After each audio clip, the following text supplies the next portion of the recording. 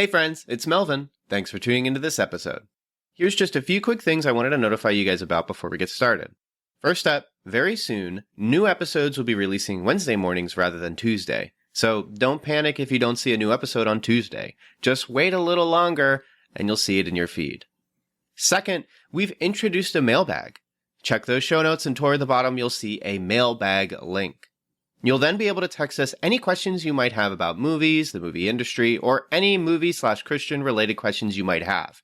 Then we'll respond in a future episode, so send us your questions now.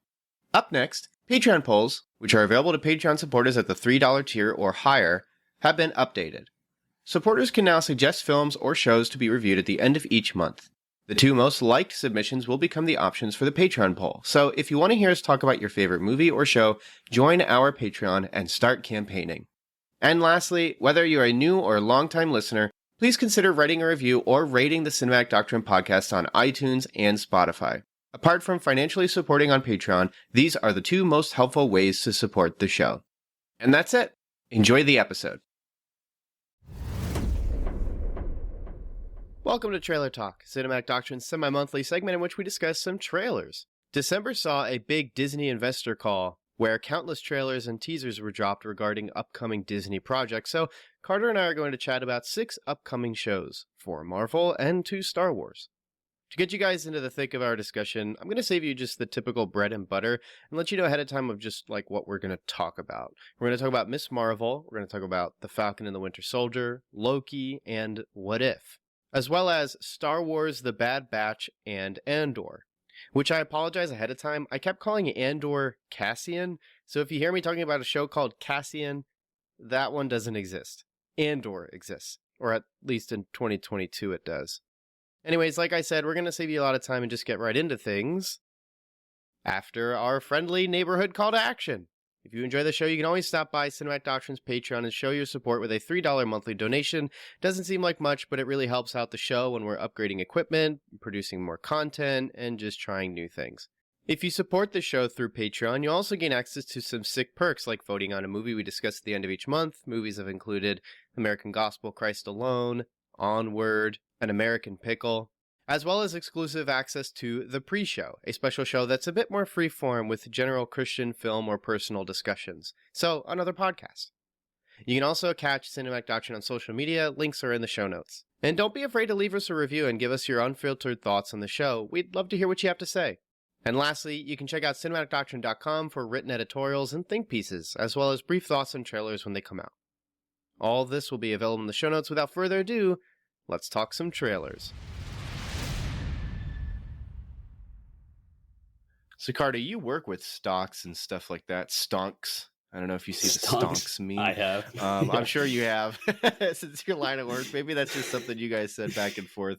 But this whole Disney investors call from like a week or two ago, as of recording, that was, I'm guessing, pretty big news in your line of work. Really big news. It was funny because two of my good friends who work with me at Vanguard, we two friends who also send those that kind of meme, that stonks meme. Yeah. Yep. Yeah, we were talking about how Disney was going to have their best day ever, and after this call, one, because they were going to announce the amount of subscribers that they have, and two, because they were going to obviously announce all of the upcoming content that they have.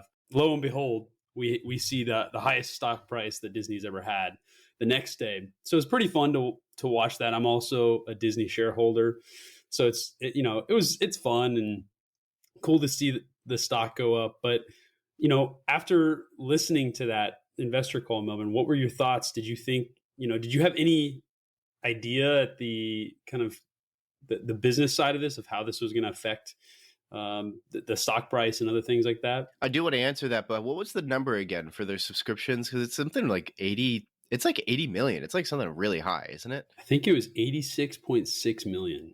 So Jeez Louise. 87 million. And that's not even across the entire globe. Like, that's just the United States and maybe like a little bit of Japan and like, right? They're not even everywhere like Netflix. They're not everywhere. They announced that they're going other places, but this is the crazy thing, man. So like Netflix, I don't know how many subscribers they have. I think it's like 170 million. It's something high. It's like half of the population of the United States, but that's across They're accessible across the whole world. Yeah. So it's pretty much double what Disney has. But this is the thing: Netflix roughly brings in $23 billion of revenue a year, and then you have to subtract from that all the licensing fees that they that they incur, right? Because they don't own a lot of these movies. That's why they're creating this content, because they want to have their own library. Then you look at Disney, who owns all this content, and yes, they're making The Mandalorian and a few other things. But my goodness, their profit margin, if they can get to that level, is going to be so much higher than something like Netflix, because they own a lot of the properties. And I think that's why they're so interested in, making sure that Disney Plus is the direction, was what they focus on going in the future. Well, it's the cash cow, the stream. If you can get the streaming, like if you can hit that just right, you're going to have a really good revenue stream. And Disney already kind of does that really well in all other fields. All it is just repurposing that content for a streaming service. In fact, I could see them expanding with all of the content that Disney Plus or Disney has to offer in terms of media.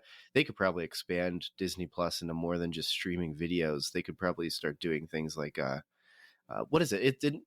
The DC Universe, when that was a streaming service, not only gave you access to streaming shows, but their comic book library. Disney could just make another thing where pay an extra $3, get all the licensed books and everything else we have. I don't know.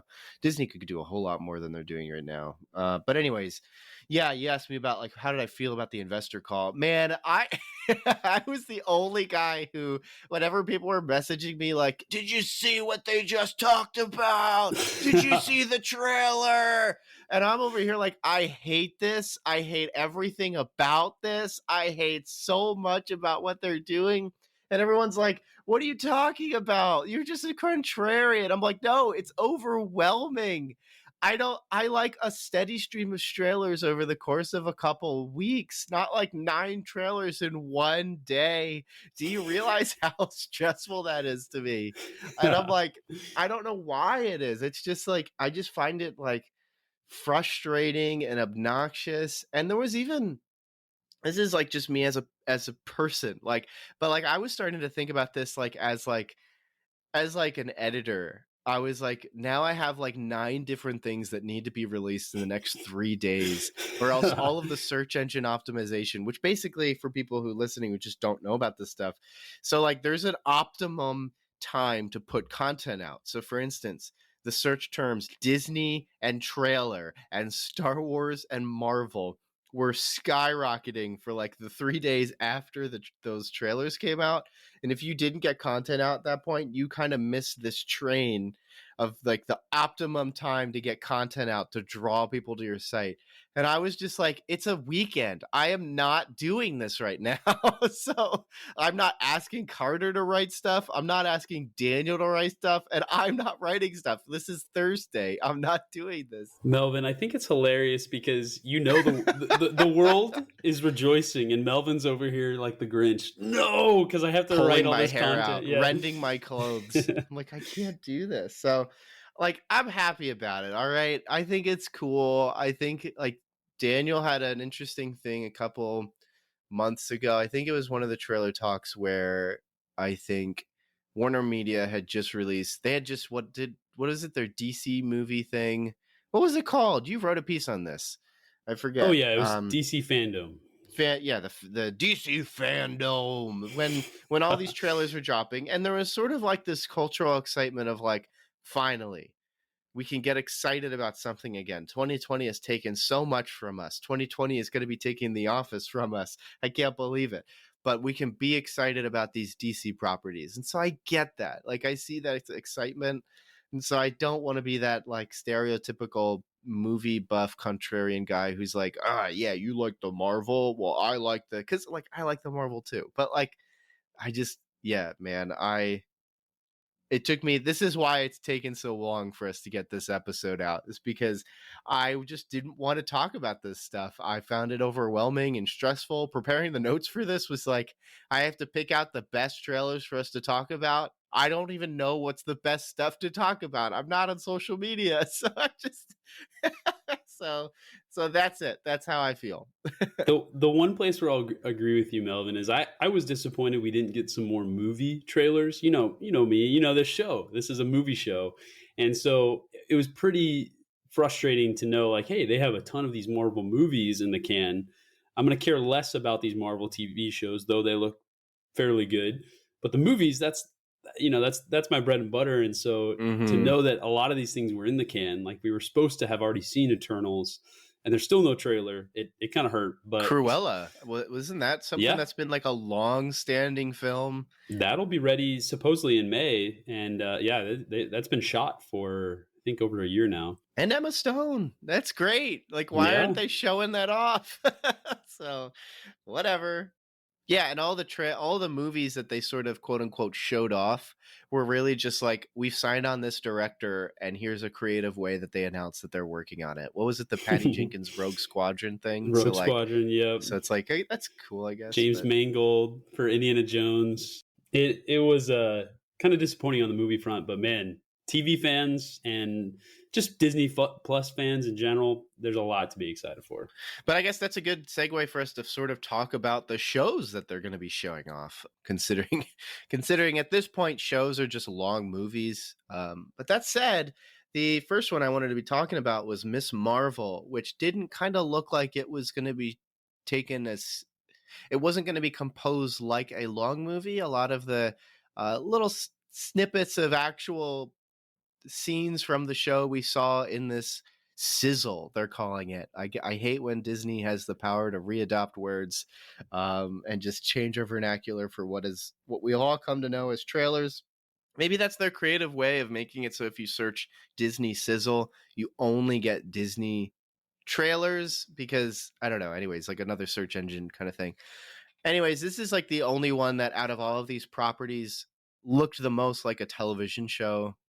But also from this trailer, like all we got was sort of background around it. But you're listening because you probably don't know what Miss Marvel is. Maybe you do though. Miss Marvel is it's not Captain Marvel, but it's sort of, my wife knows a lot more about Miss Marvel, but so I'm kind of going off of her a little here. She's the lead character in the Avengers video game that recently came out, which has not been doing well, but people did like the story and did like Miss Marvel. Most everybody likes Miss Marvel. She's a teenage Pakistani superhero. And also what's kind of great in theme of that is that a lot of the directors they've selected seem to be persons of color, which is great. So that's good representation. Kamala Khan is a really well appreciated character. She's very geeky. One of her big traits is that she is a fan of all of the Avengers and then at some point becomes a hero herself. And so she's sort of like that stand-in of us as fans of the heroes who like to think like, what if I could be that hero someday? What if I could have the same powers? And so what makes Miss Marvel so fun is that she quite literally is like, when she's with Tony Stark, at least not in the Disney canon, but when she is with all of the heroes in the Avengers, she is like, I've read all of your comics. Also, I've written fan fiction about you. So stuff like that is sort of exciting and fun about Miss Marvel.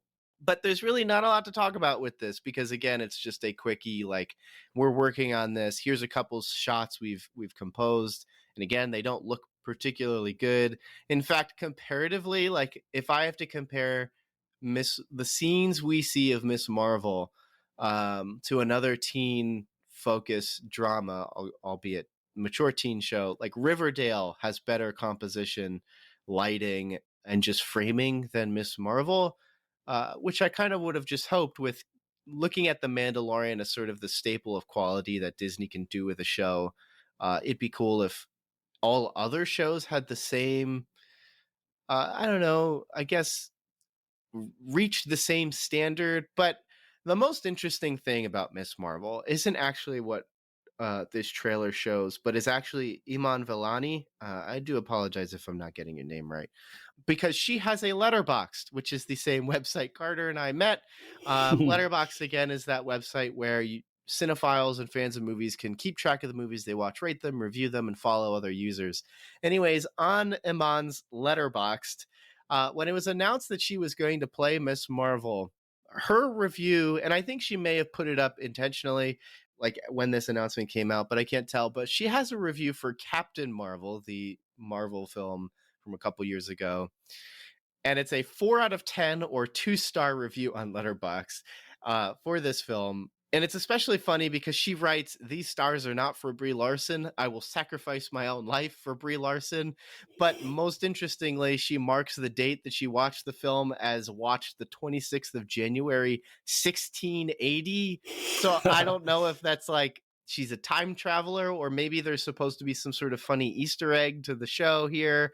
But all in all, it's clear that she's doing it just for fun. It's actually, I think, one of the top 3 highest interacted reviews for the Captain Marvel movie. But it's funny to see that someone who's casted in the Marvel universe gives Captain Marvel a low rating. Also, she gave Spider-Man 3, the Sam Raimi movie, a 9 out of 10 and says this is unironically great. So that's cool. And then Carter, you'll love this. She gave Tenet a 6 out of 10 and wrote, okay, now explain it to me like I'm a child. So that's great too. Of course, she is like, I think she's like 14, so it makes sense. Like, I think you can really see her personality here. I mean, probably one reason why she got the Miss Marvel role. I think they found her out of obscurity. I don't think that she had any roles previously to this, and it's funny to see her personality like this coming out on even Letterboxd. Yeah. You can tell she'll be around for a while. After this is her start, and she'll be probably a big name for a while. She'll probably be more like her character than Tom Holland is like Spider-Man, because if she's a young woman who's basically grown up watching all of these Marvel movies and knows everything about it, half of her performance, which will probably be geeking out over Thor or geeking out over even Tom Holland, is going to be pretty much genuine. So yeah, I think that's going to be pretty neat. It'll be fun to see her perform and basically not have to do much. So yeah, that's pretty cool. But anyways, that's more of just a little fun tidbit because there's not a lot to go on. We do have some main trailers here to go into. So Carter, why don't you go ahead and introduce us to the Falcon and the Winter Soldier? Yeah. So up next, Melvin, we got your most anticipated show, Falcon and Winter Soldier. It's not sarcasm at all. It's probably the most testosterone heavy show that Disney Plus is putting out there. Looks like it's going for the vibe of Winter Soldier, right?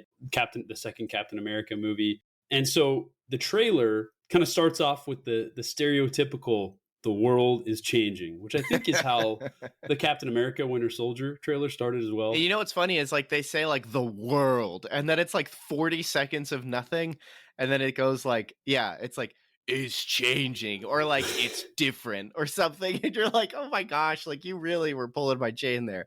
I knew what you were gonna say though. Anyways, that stuff always makes me chuckle. And then right after that, Melvin, we see a lot of people pulling triggers, jumping out of planes. Yes. A lot of Winter Soldier and Falcon stuff. And with the passing of Steve Rogers from the team and really, the mantle of Captain America being moved to the Falcon now, there's some pretty big shoes to fill. And heroes like Falcon or the Winter Soldier, who are definitely, B-level characters when it comes to the Marvel universe, are kind of getting their own show here. And, I think it's pretty interesting to see that, on top of that, they have, guys like Baron Zemo coming back, a villain from, was he in Civil War? Is that the last one that he was in? Civil War, yes. He was a good one, too. Yeah. I know I think there was a fair amount of people who didn't like his interpretation for that, but I thought it was pretty good. Yeah. And, lots of American iconography and all that. It's got a lot of dad energy is what you're saying. It's got a lot of dad energy, Melvin. That's exactly what I'm looking for. Lots of punching and kicking and American iconography. And What do you mean by dad energy, right? Is that what you mean? Lots of punching, kicking, and America. Yeah. Right? The sort of stuff that makes you feel good to be a man, even though it's like maybe that's not reasons to feel good about being a man. So I think dad energy is a great way to break that down. That's a succinct way to say, hey, this is, for all the dads, don't worry. We have a show. It's called The Falcon and the Winter Soldier. We got a Disney show for you. Yep. You're tired of your kids watching High School Musical? Well, don't worry. We got your dad show right here. Yeah. It's very similar to The Mandalorian in that, my dad, he loves The Mandalorian. And it's just so funny because my brother and I will get a text every week of, hey man, did you watch the latest Nice. Mandalorian episode? Mando's awesome. he's a BA, or something like that. And I was like, yeah, he's so. For all the dads who love the Mandalorian, I think this is gonna, fill that hole in the middle of 2021, or at least it looks like it's coming out in March, right? Yeah, so actually we didn't even mention that with Miss Marvel, but Miss Marvel is supposed to be releasing late 2021, whenever that is. And then also for Falcon and Winter Soldier, we're looking at March 19th. So it's pretty soon. Yeah, that's right around the corner. So yeah, any other thoughts that you had on Falcon and Winter Soldier, Melvin, before we jump into the next one? Yeah, I mean, this one looks interesting, but it's like also the trailer is sort of mostly focused on like big action, big fights, big whatever. And I think it's because Disney Plus might be in this weird place where they're trying to convince you to keep watching because they know that like 2020 they've really missed on the opportunity of releasing stuff every couple of weeks. They don't have the Netflix energy or focus that where like Netflix every week something came out. And so they always had this chance to really control the social media buzz and conversation, and also sort of chance that they would control it for a long time. So they really struck gold with the Queen's Gambit, where literally the Queen's Gambit for weeks, for months, has been in the conversation, the public conversation.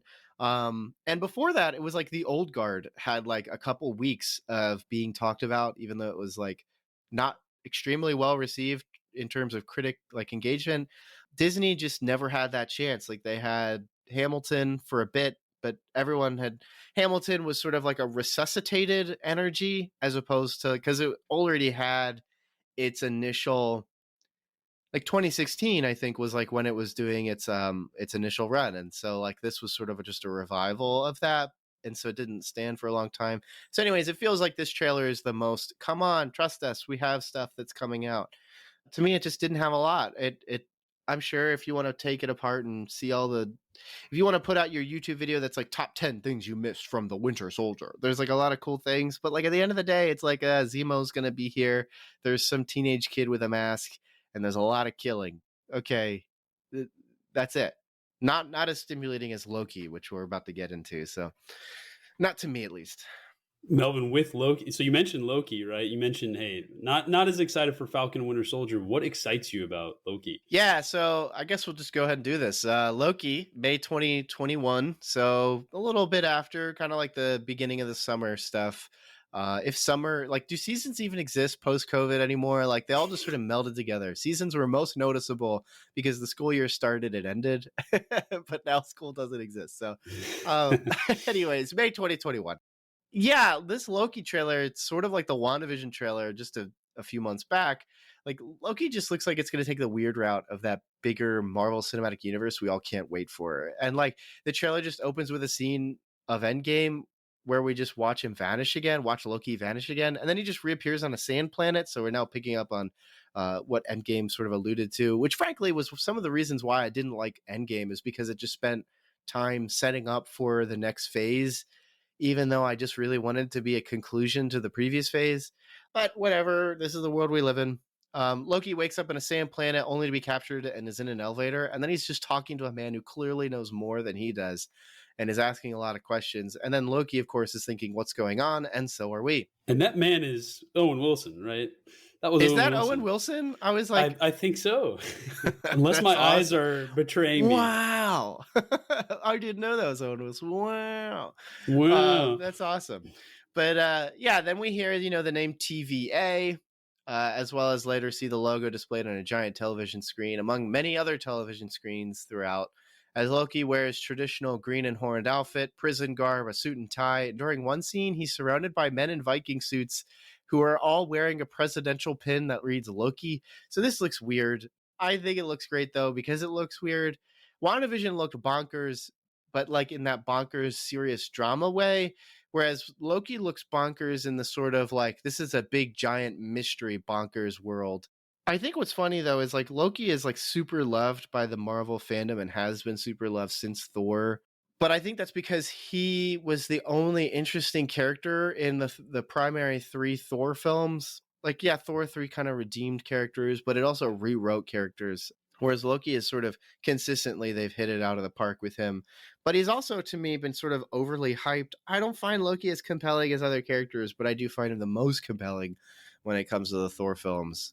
But the show's premise, mysterious premise, is what's compelling me to watch it, because it sort of looks like they're sort of doing a Truman Show style thing where, or maybe even like a holodeck, Star Trek holodeck thing, where like he's having to complete these objectives in weird situations that don't seem to correlate, but they do in a science fiction sense. If anything I've just said sounds super confusing, that's kind of the thing, but this is confusing in the sense of like, this is intriguing me, not in the Miss Marvel, like, I don't know what's going on thing. All of that is way more engaging to me than here's Falcon, here's Winter Soldier, here's a gun. Like, I just think this looks way more interesting to me. So when Kevin Feige announced this, he stated that it was a crime thriller, and I'm like, so I'm watching that. You know me, Melvin, I love crime movies, so I'm like, yeah, interesting. Yeah. Okay, let's see what this looks like. I'm thinking, maybe they're sending Loki back to the 1920s. He's going to be, a prohibition gangster. Or they're sending him with a twist. I'm thinking that, and then I watched this trailer. I wouldn't necessarily call this a crime thriller. It looks like some kind of zany, kind of interstellar kind of story. But do you think that's an accurate description of this show? Like, is it a crime thriller? It looks like whatever he's on. Well, I'm just going to use the term planet. Obviously, there's going to be comic fans who know what this is based off of, if it's based off of anything, and they'll be like, Melvin, don't you know anything? Well, no, I don't. I don't read as much. I read comics, but not like these kind. It looks like he's going to some sort of prison planet, maybe. And then on the prison planet, they might be just like, this is my all total speculation, that like this prison planet uses their prisoners for some sort of like profitable gain, and it could be some sort of TV show or some sort of like entertainment system. And so he's completing objectives, and the whole thing is he has to do that to live or survive or bring down his prison sentence. Simultaneously, he's trying to break out. And so maybe the whole thing with like the weird mixtures of genres, I mean, the fact that there's like 4 different genres shown in this trailer, and he's just in all of them. And so I'm assuming it's like he has to complete these weird, every episode is a new objective thing. I like the Truman Show. I like the Truman Show analogy you gave. I mean, it like for me to call it a crime thriller, that's kind of a stretch, but the idea of and the name that we see is TVA, kind of like, which sounds like television. Yeah. Like television, like what if this is just kind of what an audience is watching. It's a new episode each week, and they show a lot of television like screens, and they're either. Yeah. The first thing I think of is either like the prison security room where you have all these screens you're watching to watch your prisoners, or is the editing room for a live broadcast where you have all these screens, a la Nightcrawler, where someone's jumping across different television screens because they have to get the best shot. So that's sort of what I'm suspecting. Like his character, Loki's a wild card, and I think the show looks like a wild card, a fun wild card that is, it's going to be interesting to see how it plays out. Yeah, so next we have What If. This is going to be released in summer 2021, and this is kind of a, again, based on the title, this is a what if this had happened in the Marvel Cinematic Universe. Yeah. It's pretty interesting because we're taking, key stories that Marvel Cinematic Universe fans know and love, and we're twisting them. So in one scenario, we have, instead of Steve Rogers becoming Captain America, for example, we have Peggy Carter undergoing that super soldier program, becoming a super soldier, and I don't know, becoming Captain Britain. I don't know what her name is. Yeah, she had a different. It had looked like the Union Jack on her chest. So yeah, it looked very different. Yeah, I mean, what are your thoughts on this show, Melvin? Is this something you're dying to see, or is it, just like, hey, this will be a fun thing to check out in the summer? It's so funny because like there's not even a lot to explain other than the trailer is quite literally what if. Like that's all it is. Whatever you can think of is probably what they're going to run with. So like the whole premise of What If is like it's going back and changing what we've already seen. The opening of it is, what was it? It was like, what if Star-Lord... Oh, what if it was Black Panther? Yeah, it's Black Panther, right? Is that Black Panther? I couldn't tell. Yeah. It's T'Challa, and he gets picked up. Instead of Star-Lord getting picked up, or Peter Quill when he's a kid. T'Challa gets picked up by Yondu, and so now it's this really interesting idea of, and I think they're playing with this, maybe the multiverse, or at least just the many different variables that go into these movies. I think it's kind of interesting to take it a little step further and say Peggy Carter is a Union Jack outfit. And so it's Captain Union Jack. I think that's pretty cool. You could call her Captain Jack for all I care. I think that's pretty funny. In fact, there could be some funny jokes about how, like, have you seen Captain Jack? And then she shows up and they're like, it's a woman. Like, there's a lot of funny jokes that could be had there. And like, I think it's pretty cool to say, like, it's not just that Star-Lord is actually also Black Panther. Like, that could be pretty interesting too, because then there could be an interesting play on, like, when he's coming back, like, if it quite literally isn't just Chadwick Boseman, which praise God we get to hear some more performance from him. It's just that, man, that still hurts me when I remind myself that he passed. It hurts. It really does. But like, the idea of him, like, if he's still Wakandan, which it looks like he is, and is still potentially the heir to the throne, him going away to other planets to be Star-Lord, and then coming back to try to to also still run Wakanda could be interesting, especially if they have I can't believe Killmonger.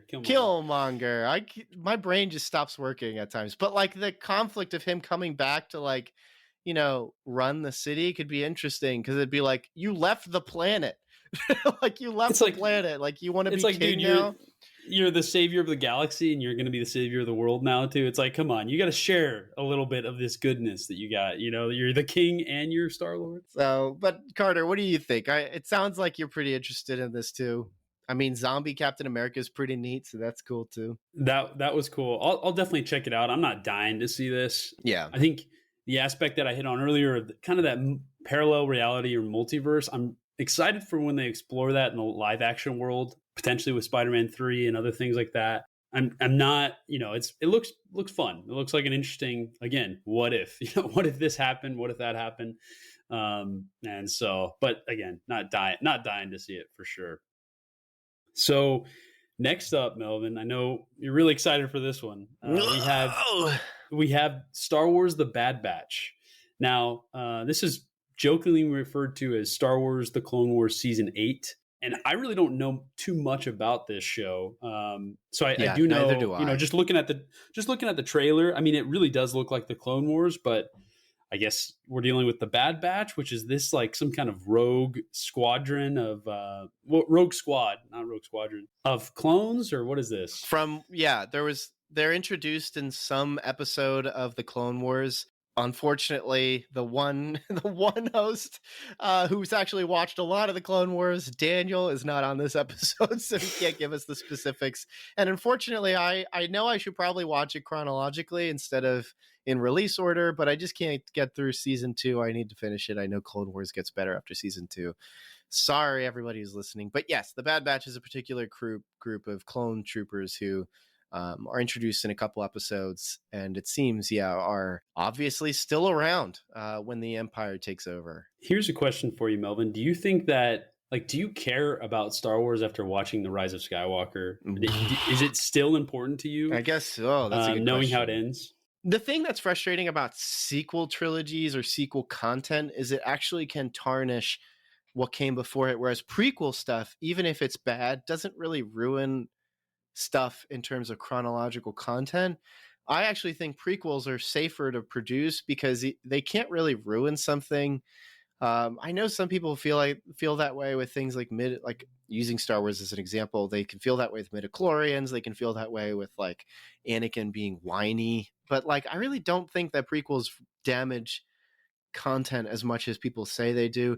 But I think sequels actually damage content more, because when you watch something, sequel stuff sort of is supposed to continue or cap off content. And it's sort of supposed to be like, if you're ever continuing a story, you're constantly thinking, how does this resolve something that I just said earlier? And that's not just in terms of the grand story. So, like, how does page 200 resolve what you set up in page 20? It's like, how does this chapter resolve itself before I move on to the next chapter? And you're always wondering if it's going to pay off. And so like when content after doesn't resolve what content came before, it can kind of tarnish it. Now, I say that, but like I still kind of like Star Wars. I still kind of like stuff that happens in other areas. And so like the benefit of something like The Mandalorian or The Bad Batch or even the Clone Wars series, or I guess maybe Andor, when we talk about that, what little there is to talk about that, there is like some more interest there because it's so separated. But I don't know.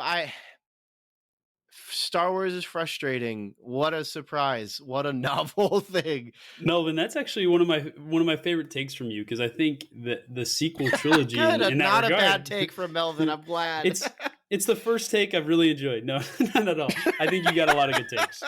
But this take was good because I'll tell you this, like when it comes to something like The Bad Batch, I'm not too interested in it. And there's not a lot to go off. Like the trailer's just a lot of shooting and jumping, and it's probably just, frankly, since they say releasing soon, there's no definitive date.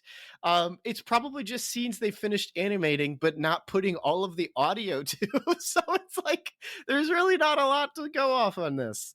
There's not. And, I think one thing that's really hurt the Star Wars experience for me, it's not necessarily episode 7 and 8, which I definitely have problems with. It's episode 9, which I feel like, because that is supposed to be the culmination of 9 movies and all these TV shows and movies that take place in between. And so it's almost like that, the bad taste of episode 9 has really colored everything. And even The Mandalorian, which we were talking about, it's serious dad energy, which I love. It's so good. I like, even The Mandalorian, there's a point where it's like, yeah, this is great, but I know how it ends. I know what happens. And it's one of the most disappointing endings when it comes to the large universe. And so, or looking at it has to like do something that it has to like offshoot. Like some of these things have to start peppering in content that like something else is going on in the world of Star Wars. And it has to draw me towards that. You know what I mean? Like, this is speculation on Black Widow because we don't know, but like Black Widow is a prequel. It's set before, when it can't actually be set because of Endgame.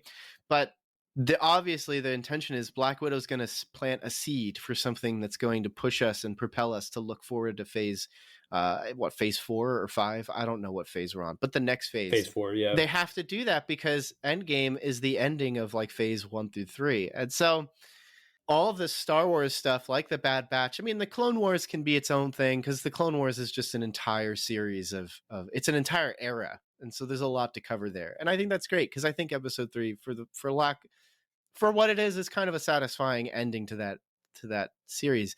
But like the Bad Batch and even Andor and even Mandalorian or whatever else, like if they can start peppering in some sort of other world, then I think these can supersede the error that is episode 9.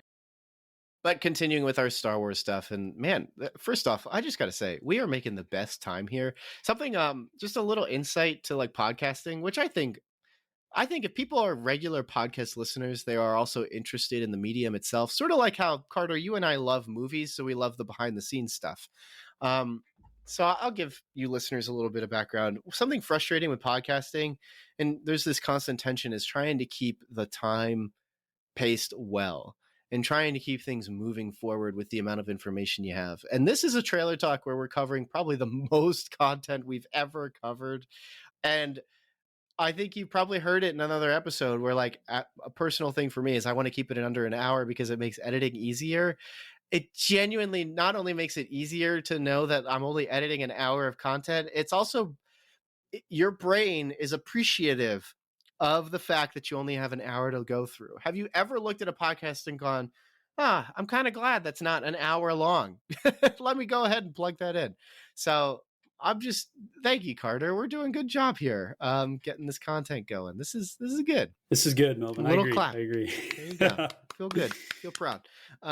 But yeah, last one. Here we go. Andor. This is a trailer where I thought we didn't know a lot about Miss Marvel. We really don't know a lot about Andor. We get like 1 or 2 finished sequences in the very beginning, a lot of talking head, some behind the scenes, and then concept art, which I'm all for that. That's cool. I like The Mandalorian because I watch the credits because the concept arts are very cool. So looks like they'll continue with that. I'm glad to see that continue. But anyways, Andor releasing 2022, if we make it there, and basically is taking one of the lead characters from Rogue One, Cassian Andor, right? That's his name. Anyways, because who are these characters, right? Anyways, the show Andor looks like we don't really know much. The trailer is more of a we're working on it kind of trailer, which definitely fits that investor call vibe, but comfortably gets the fans and geeks excited too. Cassian has a strong introduction in Rogue One, a film that makes no sense if you spend less than a minute thinking about it, and frustrates established Star Wars canon. Yes, that's even Disney canon if you spend 2 minutes thinking about it. Cassian as a character also falls apart like other Disney Star Wars movies that we just discussed, but there might be something interesting in his history that makes the show worthwhile.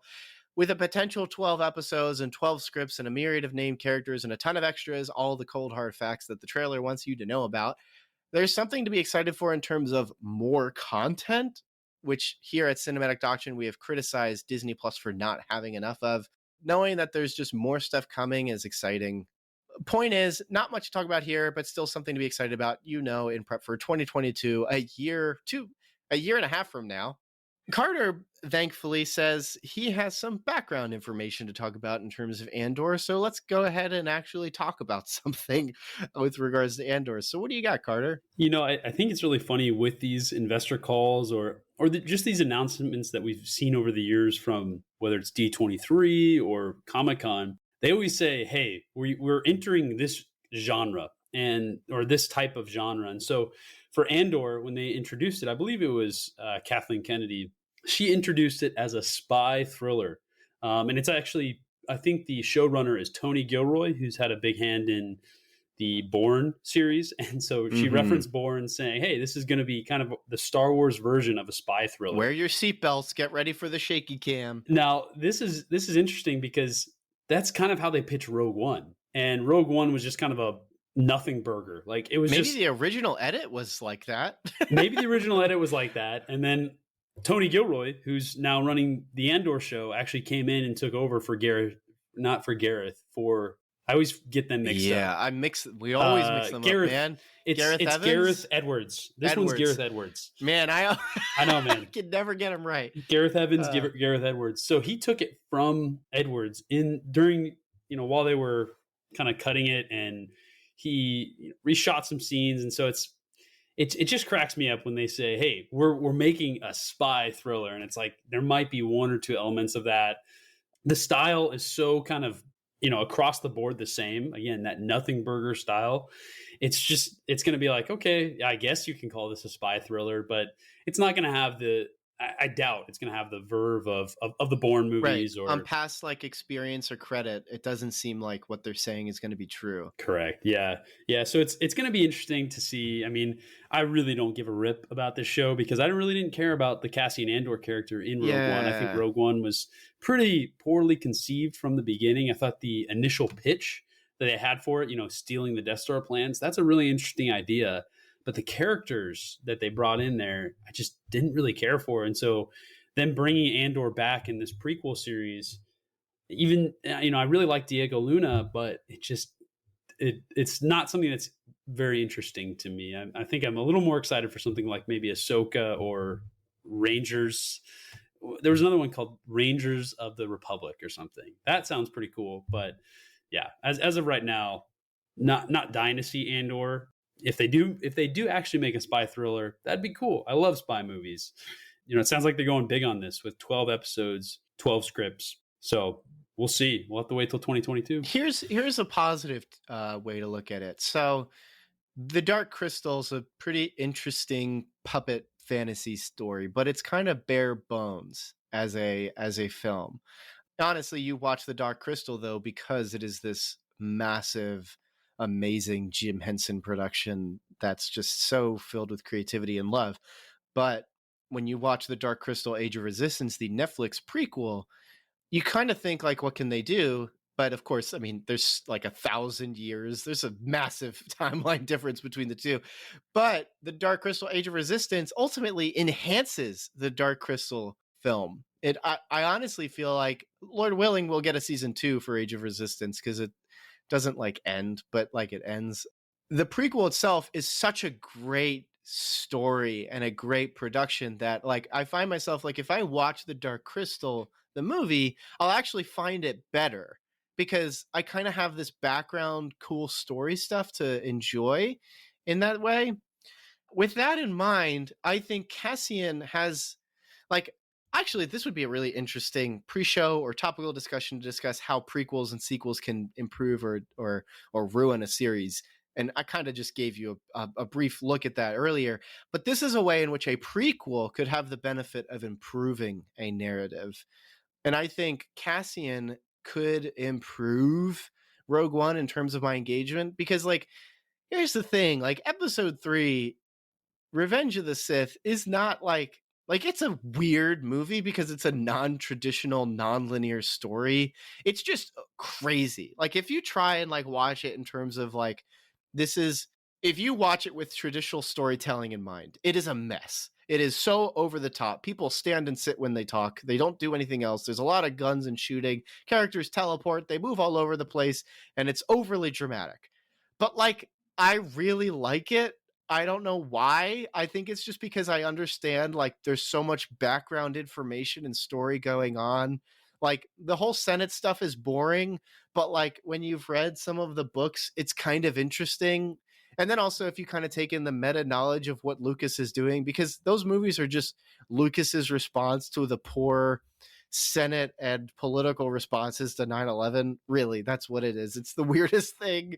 It's just how, I mean, we talked about this kind of in our Tenet review, how the way Nolan looks at the world is and interprets his worldview is men in suits punching and kicking. And so you can kind of look at Star Wars as that too. Content creation is a weird gig. But like, all of this to say is, like, having background knowledge can improve something. So like, Rogue One is a nothing burger film. It's weird and it's kind of dumb, but like, having background information can improve it. So can there be something interesting to Cassian? Probably. I think it would be interesting to watch Cassian and sort of see some stuff. Maybe I I could see this. This is what I'm going to prediction time. This is how we're literally ending this episode, because Carter, you're going to do a prediction too. It's going to happen. I'm predicting that Cassian is not only going to have this, like, potentially improved experience to Rogue One, but there is going to be a scene where Cassian has an interaction with that guy he kills in the beginning of Rogue One, and they're going to have like an entire plot line together and a story, just so that when you watch Rogue One and he just murders him, it's going to be like, no, it's the guy. They had this big story and adventure together. So that's my prediction, because this is a geek podcast now, and that's what you do in a geek podcast. What's your prediction, though, Carter? What are you predicting? My prediction is that it's going to be that grayscale color tone, which I'm just not a fan of. You know, how Rogue One looked, I think it's going to look like that. And so they can make the CG cheaper. They don't have to spend as much time making it look realistic, because the colors aren't real anyway. Yeah, it's true. And so I think it's going to feature a lot of that. And then I think we're also going to have a lot of, you know, underworld dealings. You know, you'll see Cassian kind of like at the beginning of Rogue One, like moving in and out of the underworld, but murdering people. It's going to be like a lesser version of the Mandalorian, because we kind of already get that with the Mandalorian, but we're just going to have this dude who's just your average dude. You know, maybe he's got some skills, but he's not a Mandalorian. He doesn't look that cool either. You know, he doesn't have that cool suit of armor. So it sounds like there's just not much of a hook for me. And so I just think it'll be pretty, I'm sure it will be received fine, but I'm not expecting too much beyond that. Any plot predictions or narrative predictions? Plot predictions. I think they'll definitely, like you said, have a lot of callbacks to Rogue One. But other than that, I have no idea what they're going to, because it's probably going to be taking place, you know, around the time of episode 3 or right after that. Maybe that far back, or maybe right up to Rogue One. Maybe right up to Rogue One. Yeah, those are my predictions. So let's let's do what we sometimes forget, but are going to try and remember to do with our trailer talk. What is the property you are most excited for out of all of this? Now, I mean, there's only really 3 main ones we can take any sort of expectation on, but is there a particular that you're just like, yeah, this is what I'm excited for? Yeah, property I'm most excited for, man, it's either going to be Loki or Falcon and the Winter Soldier. I love that energy stuff, so Falcon and the Winter Soldier, that'll be fun, I'm sure. And then I think Loki looks very interesting, especially with that Truman Show, kind of spice thrown on there. So I would say either one of those. And if I had to choose, probably Loki. What about you? Yeah, I mean, this is actually kind of the first trailer talk where like none of them really get my attention, and part of that is like Loki is obviously like the right answer in terms of like that's the one that this whole trailer talk I'm the most excited for. So that's that. But like none of them really got me as excited as like the previous few trailer talks we've covered. Like WandaVision, something about that trailer was like, this sounds great. Like I was engaged by everything about it. I also really like the performers in that, so there's that too. And obviously, like we've had trailers like Dune, and then even I'm thinking at the beginning of the year there were trailers for things like Tenet, and even the New Mutants trailer was like, finally it exists, like we can finally watch it. So it's the one that I was most excited for. But I have to either go with Miss Marvel in terms of just like I really find the character fascinating, and I have 2 Miss Marvel comics on our shelf right now that I haven't read, but it's like one of those weird. I'm sure you have this too, where there's like something you're fascinated by, but you have yet to dig into. And Miss Marvel's sort of that thing for me. I think if we want to pull out the cinephile card, the movie or series of movies I've wanted to watch that fascinates me, but I haven't gone into is Kayani Katsi. You know those ones? Yep. The ones that look beautiful, right? That's all I know about. The ones that like, like Philip Glass music, and I'm like, I'm gonna love that. I really am interested in it, but I haven't watched it yet. And I know there's a Criterion release with all 3, and I just haven't. But anyways, Miss Marvel's definitely in that field where like I think I just am fascinated from a distance, and I can't wait to just kind of dive in and get to know this character. And so that's definitely my number 1. And I'm going to cheat and give a number 2, which we typically don't. But I guess like in terms of things I'll actually see this year or we actually know about, Loki's definitely the one. But we're going to have to wait a bit for that because that one's, that's May. So, hopefully I'll be able to see that at somebody's house because I'll be vaccinated and we get to watch it together. So that'll be pretty fun. But I'm pretty sure podcasters are last in line for people who get vaccinated. So our entire line of work requires us to stay at home and use a microphone. So we don't really need vaccines yet. So that's where I'm at. Thanks so much for checking out this episode of Trailer Talk. We hope you enjoyed it. If you enjoy the show, always feel free to share your thoughts with a review, follow us on social media, check out the Cinematic Doctrine Facebook group, or support us on Patreon and get some sick perks. A special shout out to those who support at the Art House Theater tier. Thanks so much, Mom, Dad, Melanie, Shirleyan, and Thomas. You guys are the best, and your continued monetary support means the world to us. Until next time, stay cool.